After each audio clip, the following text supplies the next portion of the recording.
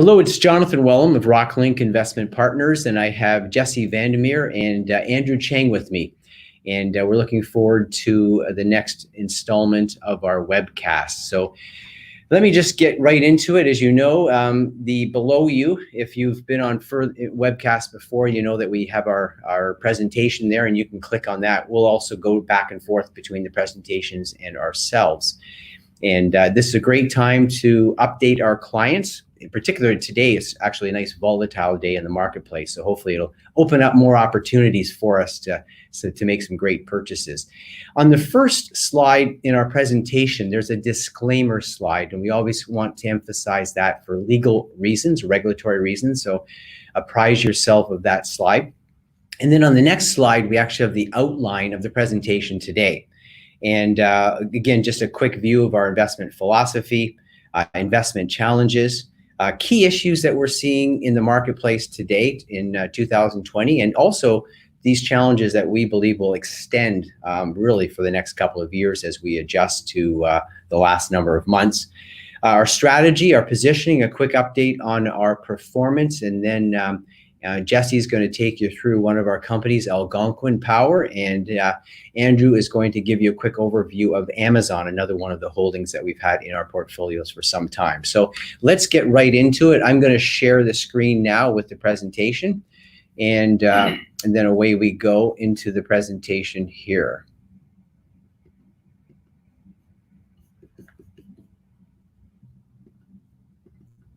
There we go. So I apologize there. Okay, so we've got that, and I apologize. Now we can get right into the presentation. There's the disclaimer. There's our overview, which I mentioned. Just a quick update. In terms of our company, we're about 165 million, 140 households. And in terms of our investing, as I emphasize every presentation, I really think this is important for our investors. Be independent thinking, deep understanding of investments, focus on the current realities, understanding past, and then using an interdisciplinary approach in terms of a worldview. In terms of our investment philosophy, as our clients know, we buy companies that are what we believe are excellent companies. So they have really good economics, and we've listed a couple of those economics there that matter: free cash flow, strong balance sheets. We also run focused portfolios, so 20 to 30 stocks, and that's also important to emphasize for all of our clients. We're not all over the place. We zero in on what we believe are the best opportunities. We also like to hold companies for extended periods. That allows tax-deferred compounding. And we also purchase with a margin of safety. So we're very parsimonious. We want to be economic in terms of our purchasing. And then understanding the current economic backdrop. That is really important in the day in which we're investing now. Now, investment challenges, we've talked about these things over the years, and certainly the number one challenge we believe is excessive global debt. That's just the fact that there's debt everywhere on government level, personal level, corporate level. Also government promises, unfunded government promises. Those would be all those pensions and healthcare, all the things the government says there's lots of money for, but have not really set aside money to pay for these things. And this is an ongoing problem, particularly given the demographics, which I mentioned there.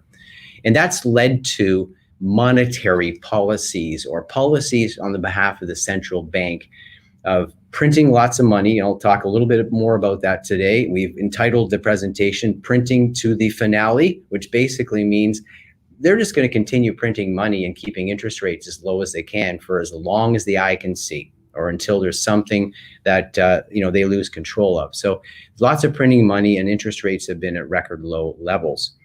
And then fifth, I've just added here this lockdown folly. I've talked about this on other presentations, but right from the beginning, there's no way anyone could really understand what our authorities were doing in terms of locking down an economy and then saying you can make this up by the government taking from the private sector anyway and just giving back to us.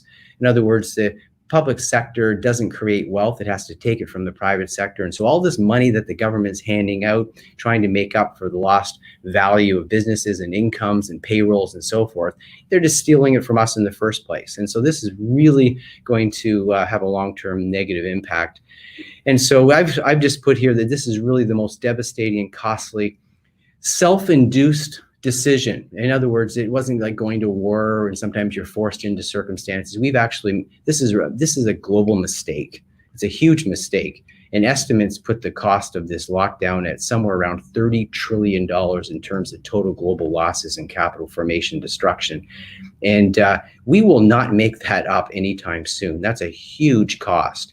And we believe that this is going to be a lag in terms of our economy. We're going to see the impact of this for some time. It's not going to go away quickly.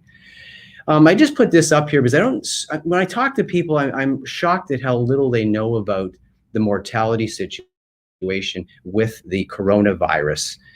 And I've entitled this Lockdown Folly. So you can see on this slide, this is just as of June 8th. So 3 days ago, it runs through the population of Canada. This is looking strictly at the Canadian statistics. We've got about 38 million people. If you go down halfway, you'll see that the number of deaths is around 7,900 people. And of course, we don't want to see anyone dying before their time. But the reality is, of course, none of us live forever. And there is a constant mortality rate in the population based upon all sorts of things. But it's important to look at actually who is dying in regards to this coronavirus. Really, if you look at people 60 plus, that's 97% of the individuals who have passed away. And in terms of LTC, which is long-term care, over 83% of the deaths have taken place in long-term care facilities. Those under 20, no one has died in Canada under 20 as a result of this coronavirus. The reason I put this up is that if you look at flu, if you look at suicides, you look at all sorts of other causes of death, drugs, overdoses, and so on, the statistics in many cases are actually a lot higher than this. And so what we've done is we've actually locked ourselves down. We've taken people out of work. We've shut down our economy for something that really has a mortality rate when you're below 60 that's less than the typical flu. And so that's why I say that this is a really, really major mistake in terms of policy and a very costly one. And it's very important that our leaders would open up our country as quickly as possible. We make certain changes to our cleanliness practices and protect the true people who are vulnerable, which is the older people and people with hugely compromised immune systems. And so key issues in terms of the market going forward, we've emphasized this to our clients. Market valuations are high, and so we are very careful. We don't want to just put all our money into the market right away. Just because the market's going up, as I say in another slide, we're not going to chase it. We want to be very careful. We've also seen the failure of monetary normalization. What do I mean by that? It's a big term. Some of our clients are not as familiar with economics, but what it means is that all of the central banks over the last couple of years, prior to 2020, we're trying to get back to normal interest rates, trying to get back to conditions where you don't have to print money. It's failed. We could not increase interest rates in the United States for any sustained period. And so that's what I mean by monetary normalization. We actually cannot get back to a normal situation where the interest rate is, a couple points above inflation and you can make a real rate of return. And so this is serious. It tells us, again, to be careful when it comes to investing. We've also seen an unprecedented increase in debt levels because of the lockdowns. So already we had a debt problem, but in Canada, and I'm just giving you a quick estimate, between the federal government at $250 billion extra in debt, and put that in context, in Canada, our federal debt prior to these lockdowns was about $750 billion. We're going to add $250 billion to our government federal debt, which will put us about $1 trillion. I mean, that's a 33% increase in our debt in just a matter of months. Across the provinces, we're certainly going to add another up to 100, potentially up to $100 billion across the provinces. And so this is serious. And you can just multiply this across Europe. You can multiply it in the United States. You see the number in the States. We'll talk a little bit about the US as an example in a few moments. This is brutally expensive. And the politicians are not talking about this. And we as investors, we should be very concerned. Our leaders are not leading us in the right direction at all. The debt-bearing capacity of the governments has been maxed out. And so what that means is, you take Ontario, for example. Ontario cannot cannot issue that much more new net debt. In other words, keep adding to its debt pile. We're already seeing credit downgrades in Ontario. We're going to top about $400 billion in debt pretty soon. And so what's happening is the Central Bank of Canada is actually buying our debt. So it's just monetizing, it's printing money to buy Ontario province debt. Again, that's not a sustainable situation. And we're seeing this across many different countries. Central banks are addicted to money printing. And we also have historical amnesia. We really, if you listen to economic professors, you listen to our so-called intellectual elite that run our country, they somehow think that we can get away with this. And they have this historical, I call it historical amnesia, that this story does not end well. You can't get away with this. So I put up a little quote here from Samuel Taylor Coleridge, who is a well-known poet, writer. He says, "If men could learn from history what lessons it might teach us, but passion and party blind our eyes, and the light which experience gives us is a lantern on the stern, which shines only on the waves behind us." We are not looking forward at all. And this is a big problem. So if you look at money printing, I'll just give you a couple of quick slides here. I always like to go back. You look at the Roman Empire, and it was classic for devaluing its money when they were overextended and couldn't afford to, pay its military, and the social welfare system was out of control, and people were living off the state, and so on. You can see that back around 64 to 68 AD, you had 90 to 100% purity in terms of your coinage. Back then, they didn't have digital money, paper money. They would have coinage, and it would be depend on your silver or gold content. And so you had 90 to 100%. But as the country got increasingly decadent and lived beyond its means, and you can, there's a whole host of things you could talk about in terms of Roman civilization going down the tube.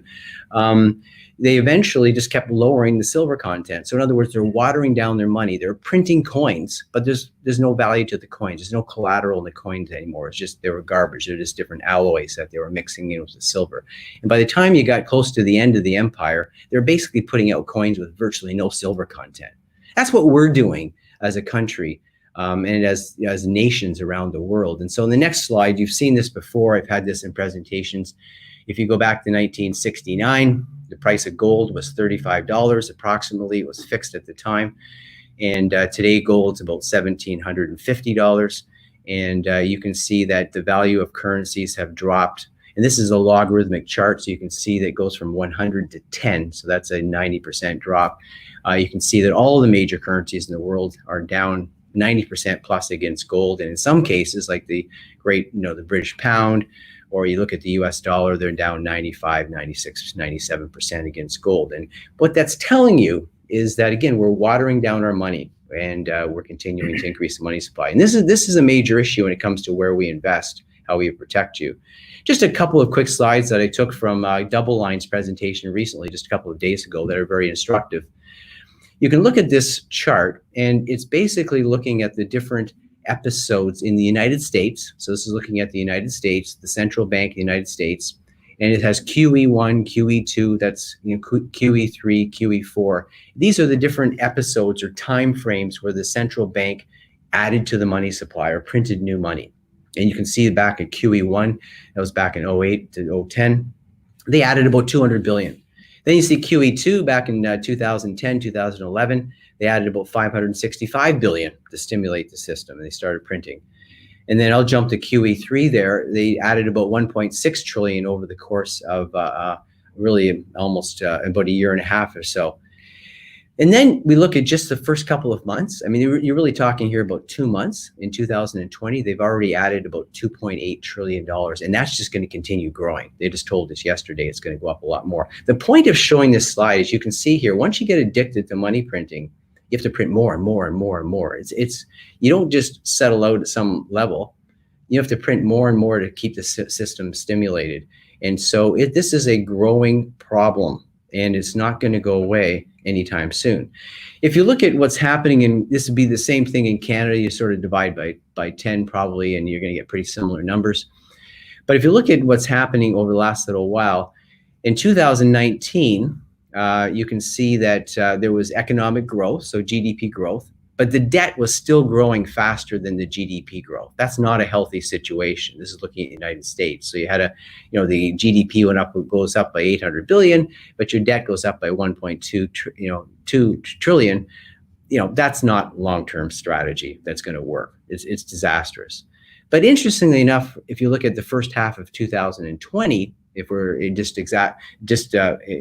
go forward a couple months from where we are now, if you look at the end of this month, we're actually going to see a reduction in GDP of about 2 trillion, and we're going to see an increase in debt in the US of 3.5 trillion. So when you shut down your economy and then you just spend money like drunken sailors to try to make up for the total lack of production and wealth creation in the private sector, you're not only shrinking your GDP, you're massively increasing your debt. And so what's happening is you're getting this huge spread that's taking place that's adding debt to GDP at an unprecedented rate. And you see the same on the right-hand side of this slide. Also, if you're looking at it in terms of percentages, 9.4% shrink in GDP and then a 15% increase in debt. This is staggering. This is going to have impact on our economy. And don't fool yourself. It can't be papered over by printing money. And so we need to be careful.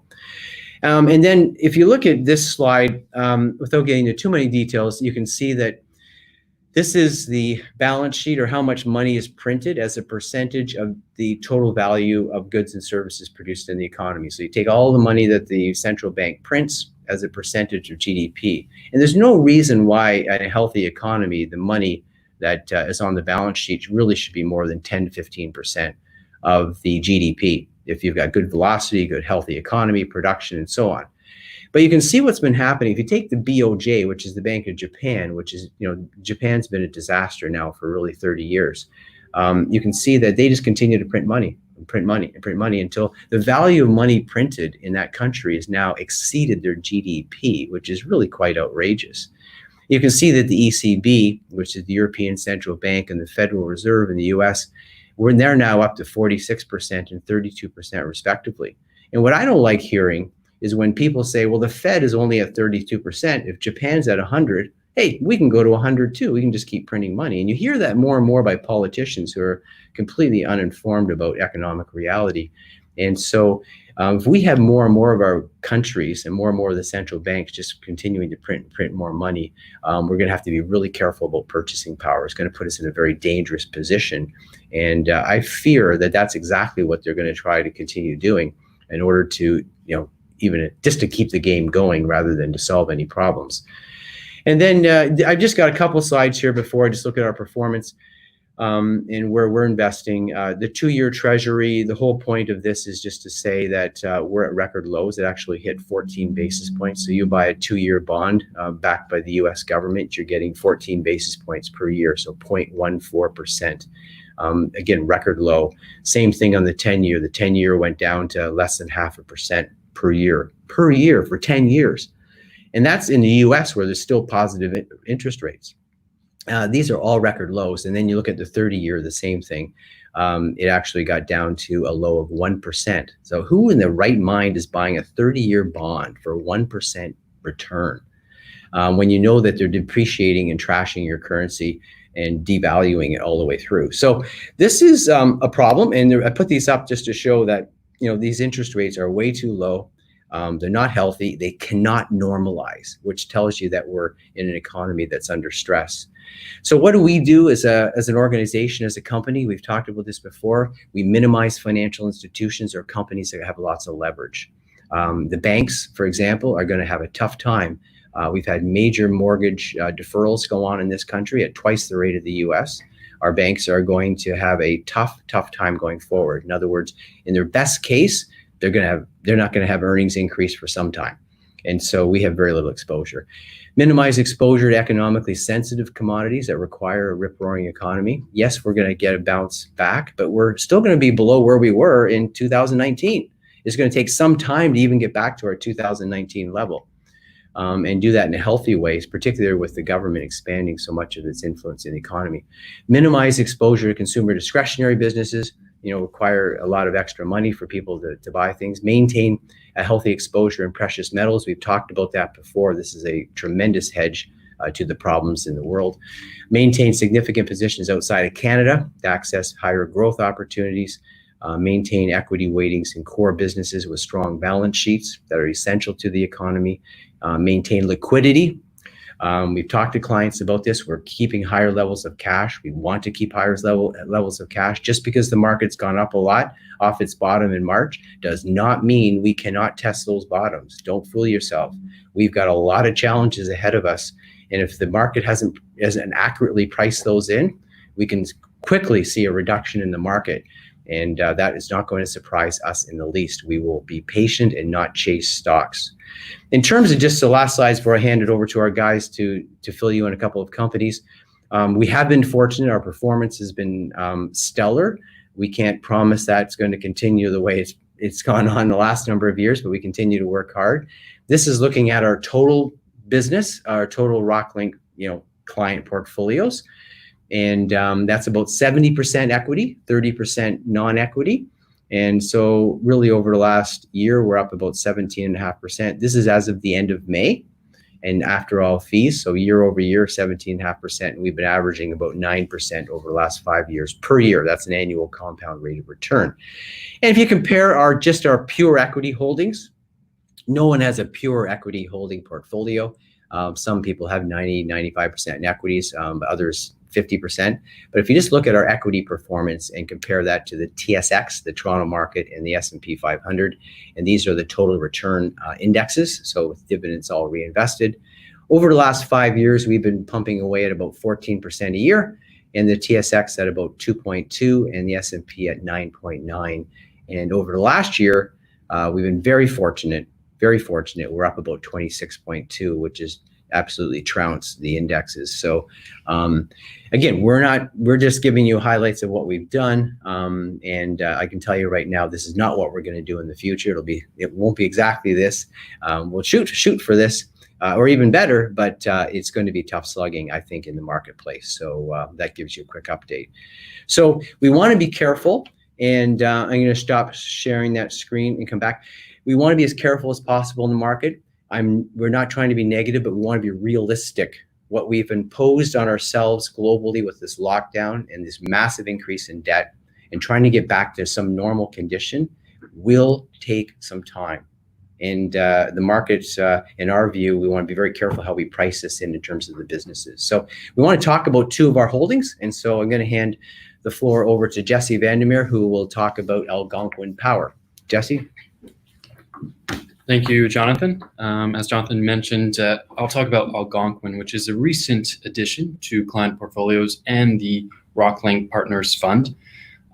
This company is unique in two ways. It has both a renewable power generation business and a utility business. Typically, these businesses would be under separate companies, but Algonquin is rather unique and has both substantial presence in both sides of these businesses.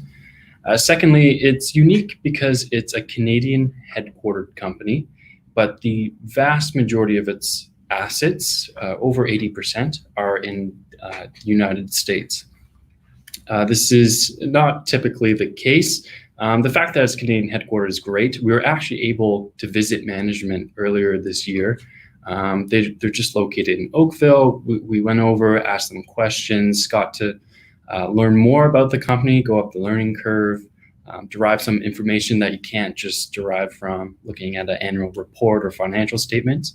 So that was great. And at all our businesses, we try and contact management. It's a great way to learn. So Algonquin is unique in those two ways. I'll share the screen now. There's some graphics from Algonquin's investor relations material, and it really helps explain both its business segments. It actually has a third segment, which is amalgamated with the renewable segment. It's called Global Infrastructure, which is just a large equity investment in a developer of renewable assets and some transmission assets. So I'll move on to the first major segment, which is its utilities assets. Algonquin owns and operates a diversified portfolio of 40 regulated electric, natural gas, and water distribution systems. So it has $6 billion in these utility assets, and it's spread across 13 states and 1 province. There's about 768,000 utility connections. You can see the breakdown there between those 3 major types. A reason that we're attracted to Algonquin is that it has a proven track record of acquiring utility systems and assets. The market is quite fragmented. There's very large players, but there's a lot of small utility systems across the states. And Algonquin is a fantastic consolidator of these assets. It's able to buy them for fair value and improve its operations and grow its asset base. It aims to acquire utility systems that are near existing owned utilities. And so it knows the market, it knows the regulatory authority in that state, and it's able to drive value that way. Additionally, because the market is quite fragmented, this offers a great runway for growth. Algonquin anticipates a $7.5 billion 5-year investment program. This consists of both inorganic and organic opportunities.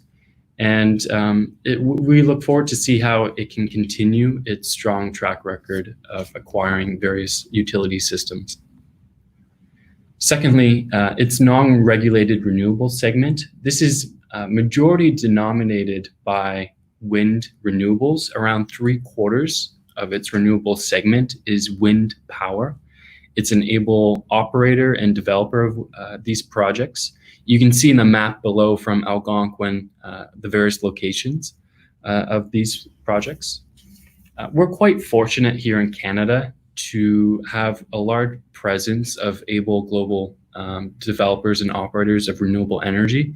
Canada was relatively early vis-a-vis many other places in the world in terms of global development of renewable energy. So we have a number of Canadian names that are really high quality. And some of these that you own in your portfolio already, which may be Brookfield Renewable, there's Algonquin, there's Northland Power, and TransAlta Renewables. So we're quite fortunate to have these fantastic players right here on the Toronto market. I'm not going to touch on the third segment in detail because it's quite amalgamated with the renewable segment. It's an equity stake in a large yield co in Europe, a renewable operator and developer of renewable assets and some transmission assets, including water.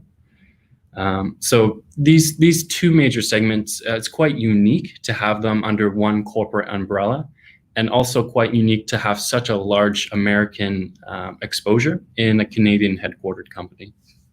And we like the US market in general, and it's a great opportunity for consolidation for Algonquin. So it's a really straightforward business, and the best businesses are simple to understand. It owns utilities and it owns renewable assets. This generally is characterized by contracted cash flows. These cash flows have contractual arrangements for inflation escalators. And also, in general, as we see in our environment today, and as Jonathan mentioned earlier, we're faced with low interest rates for some time. The FOMC meeting from the Federal Reserve, we're expecting low interest rates, no interest rate increases until at least 2022. And we'll see beyond that point if they'll raise aggressively from there, which likely they won't. Also, they have these long contracted arrangements allows high visibility to revenues, and less than 5% of the business is exposed to merchant pricing.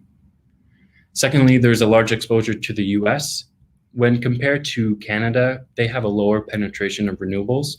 So this offers a great opportunity for the development of many projects across the country. They're an excellent acquirer of utility systems. They have a long track record of successfully integrating and improving the operations of acquired utilities to drive value. And they're an experienced developer. A large amount of value also comes from development. They have a 5-year growth plan of $7.5 billion, which I believe recently was actually upgraded to $9.2 billion. So there's plenty of opportunity for them. Additionally, with their equity investment, in Atlantica yield, there's potential for expansion globally. We have a number of Canadian companies that have done so, renewable companies that have done so, like Northland, like Brookfield. And Algonquin has potential to go beyond its North American presence and go global, which is great. So for these 4 key reasons, we like Algonquin, we like the management. It's great to meet with them. This is a stable business given the challenges that we face, both fiscally, monetarily, and with the consumer as a whole. This is a great business with its contracted cash flows, with a well-deserved place in portfolios, a great income-producing security business, and will likely to be a staple for some time to come. I'll now pass it over to Andrew, and he will talk about Amazon.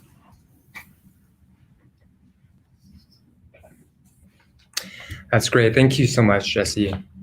Many of you may already be quite familiar with Amazon, whether it's buying a gift during the holiday season, comparing prices of a prospective purchase, or maybe most recently, buying household items during the lockdown. Over the years, Amazon has become a behemoth and operates a significant number of businesses. For the scope of my presentation, I am just going to focus on 2 of its main businesses, the Amazon Marketplace ecosystem and Amazon Web Services.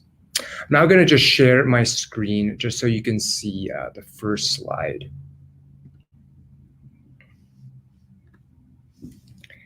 So the Amazon Marketplace ecosystem. No company has disrupted the retail industry quite like Amazon. Feared by many competitors, Amazon has become an e-commerce behemoth. It boasts the largest e-commerce platform in North America by gross merchandise value, which is the total value of goods sold over a period of time. Last year, Amazon had a gross merchandise value of $335 billion. From initially selling books online, Amazon now captures over 35% of all US retail e-commerce sales. Now, underlying the explosive success of the Amazon Marketplace ecosystem is Amazon's powerful business model, which is built on Amazon's virtuous cycle of growth. Now, the virtuous cycle first starts with customer experience. High quality customer experience drives traffic to its website. High traffic buyers will attract more sellers. This results in more product selection and in turn drives more customers to the website. This in turn drives more sellers and product selection and creates the cycle of growth. As the company becomes larger, it is able to lower its cost structure by leveraging its website and logistics infrastructure to drive down incremental cost per unit of items sold. Amazon can then take these profits and reinvest back into the business to build a better customer experience. Cost savings are then passed on to customers in the form of lower prices, and in turn, driving further traffic to its website and driving further growth. It's like a snowball running down a hill. It becomes larger and larger and larger. And these types of business models, like many of the technology companies like Google and Apple, is what really drives and makes these companies so large and successful. And this gives Amazon an economic moat. It makes it very difficult for its competitors to compete against. Now, this simple but powerful model has been proven to be quite successful. For example, according to Statista, Amazon was the 5th most popular web property in the United States. Amazon has also amassed a large following. There are over 150 million Amazon Prime members who pay a yearly subscription to enjoy free 2-day, 1-day, and even same-day shipping of over millions of items, and also enjoy Amazon's video and music streaming service. Amazon has also attracted a large seller base of over 2.5 million third-party sellers. Amazon has reinvested its profits back into the business and has produced a massive infrastructure and logistics network. For example, last year, Amazon delivered over 3 billion packages alone on its own delivery network. Now, in comparison, UPS delivered 5.5 billion global packages and documents. Now, Amazon has not only disrupted the retail industry, but also the enterprise IT market through its cloud computing business, Amazon Web Services. Amazon is a pioneer of cloud computing, which is used in many applications, from streaming movies on Netflix to hosting many of the apps that you use on your phone. Previously, companies would need to buy and maintain their own physical data centers and systems and manage their own IT infrastructure.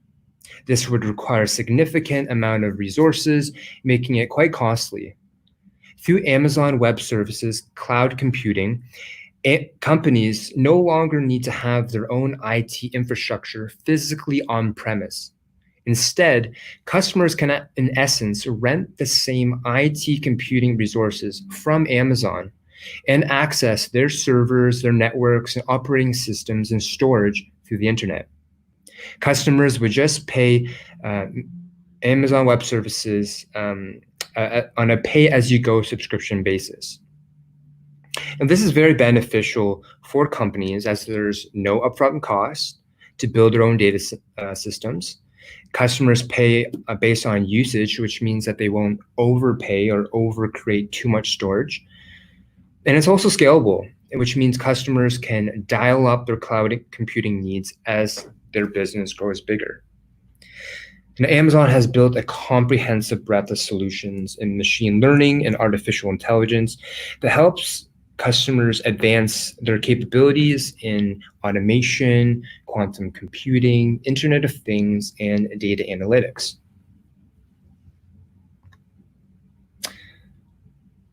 Now, why do we like Amazon? Now, there's, as I'm walking through just the business, you can just sense and see just the power of its business model.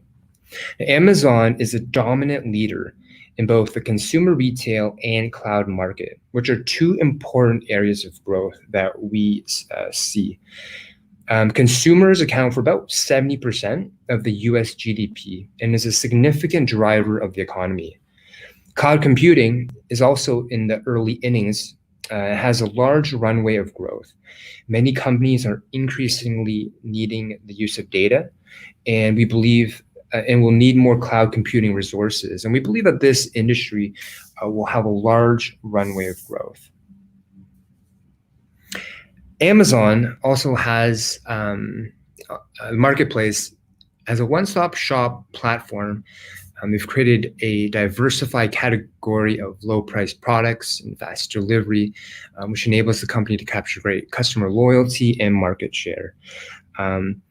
One of the unique things about Amazon is that it's amassed a rich collection of consumer buying behavior data, which it's able to use for its advantage to optimize its search algorithms to make recommending products. They're able to see what customers buy, but also what they don't buy. So they can see that if you click on an item and choose not to buy an item, but through later in your search end up buying another item, they're able to determine and figure out what your buying pattern. And it's actually very valuable to them as a company. As you can imagine, being able to determine which items sell, which items don't, and in their algorithms, being able to use this information to enhance their search and recommendations. They can also use this information for their own advertising business. Amazon in the cloud business had a first mover advantage, and allowed the company to run up the learning curve faster and develop a broad range of products and services to address customer needs and challenges.